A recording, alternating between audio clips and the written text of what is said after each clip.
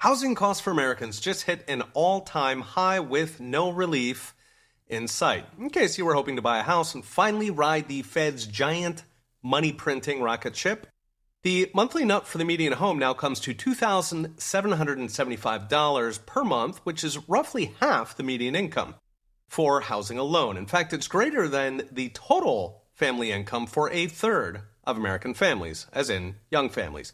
As you would expect, according to a separate survey, fully 40% of American renters have given up on ever owning a home. That's up by half since 2 years ago. Instead, they will apparently doom spend until a miracle occurs. The data comes from Redfin, who reports the average rate for a 30-year mortgage just hit 7.4%. That's the highest this year. It is just shy of the 43-year record we hit last year at 7.79%, but of course, house prices have continued to rise since then, along with inflation.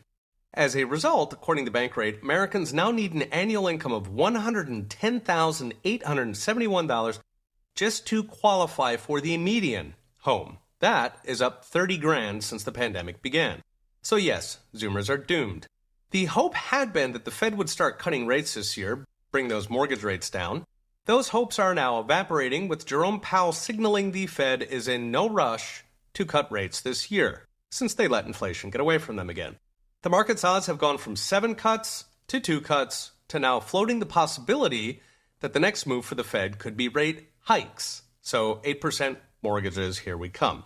On the ground, this all means that it's still nearly impossible to find a decent house. Everybody who refinanced before 2022 is sitting on a 3 or 4% mortgage, and they would be dumb to sell and rebuy at 7 or 8%, so they are locked in.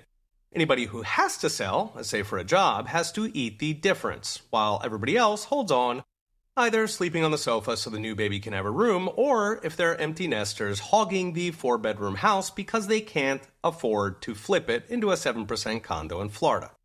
This is all driving rents up, but of course landlords are skittish after the pandemic-era eviction moratoria when people didn't have to pay their rent. That wiped out thousands of landlords, and it made the rest very, very careful who they rent to, meaning Zoomers who don't have rich parents are stuck begging for spare bedrooms, wondering how boomers ever did it.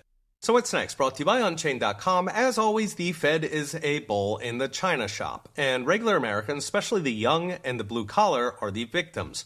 By pouring out $7 trillion during the pandemic, they knocked every financial aggregate into a tailspin that is taking years to even out.